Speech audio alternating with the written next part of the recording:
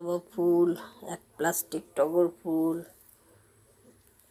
আমসরা, দুব্ব, অপরাজিতা ফুল, কাঠটগর, এতে সব তুলে নিয়ে এসেছি। আজকে বৃহস্পতিবার, এবার পুজো আরম্ভ হবে। তোমরা থাকো বন্ধুরা আমার সাথে।